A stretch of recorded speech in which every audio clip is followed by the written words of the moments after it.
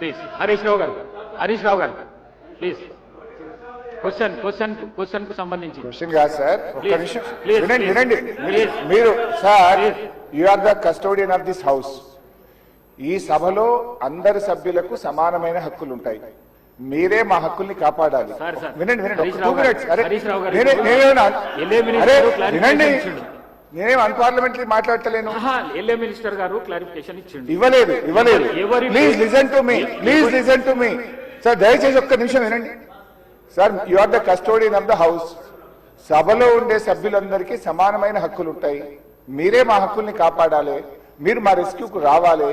2-3 విషయాలు సార్ ఇక్కడ. ఒకటి, బిఎస్సి మినిట్స్ మీరు హౌస్ లో పెట్టారు. నేను దీని మీద కూడా మాట్లాడాలనుకుంటున్నా. It was decided that the honourable speaker will decide the number of days for which the assembly session will be held keeping in view of the business to be transacted. మనం బిఎస్సిలో ఏం డిసైడ్ చేసినాం sir? 7 రోజులు శాసనసభ నడుపుతామని, ఆ తర్వాత మళ్ళీ BSc meeting పెట్టి డిసైడ్ చేస్తామన్నారు. ఇక్కడ ఎక్కడ కూడా బిఎస్సి మినిట్స్ లో 7 రోజులు సభ జరుపుతామని రాలేదు. బిఎస్సిని జరిగిన నిర్ణయం వేరు, మీరు ఇక్కడ పెట్టినటువంటి ఎజెండా వేరు. దీన్ని సరిదిద్దండి. దీని మీద ఎల్ఏ మినిస్టర్ గారు క్లారిఫై చేయాలి. నంబర్ 2 సార్, మాకు బిజినెస్ మొన్న రాత్రి 3ంటికి వచ్చింది, ఉదయం 3ంటికి పంపారు.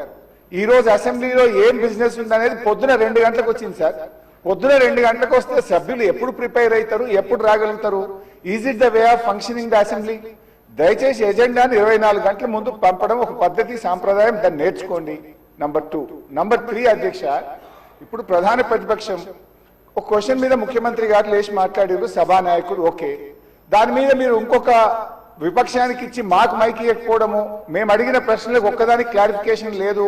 ఇది పూర్తిగా ప్రధాన ప్రతిపక్షం గొంతు నొక్కడం కాదు సార్. మాకెందుకు ప్రొటెస్ట్ చేయడానికి మైక్ ఇయ్యరు? క్వశ్చన్ అవర్ లో ప్రొటెస్ట్ అనేటువంటిది ఆ పార్టీ యొక్క హక్కు సార్. సో అందువల్ల కైండ్లీ లీజన్, ఒక 2 నిమిషాలే ఇవ్వండి. Protest is our right, members right, rule book లో స్పష్టంగా ఉంది.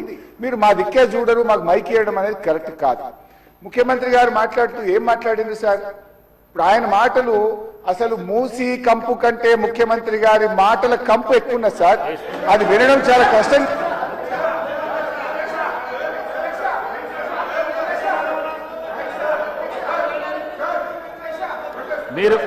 మీరు క్వశ్చన్ కు సంబంధించి మాట్లాడుతా అంటే మీకు మైక్ ఇస్తాను.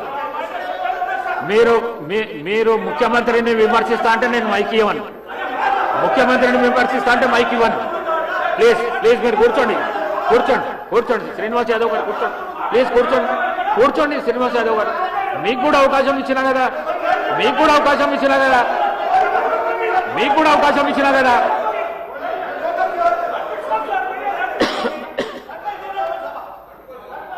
సార్, ముఖ్యమంత్రి అడ్డగోలు మాట్లాడితే మీరు ఆపరా?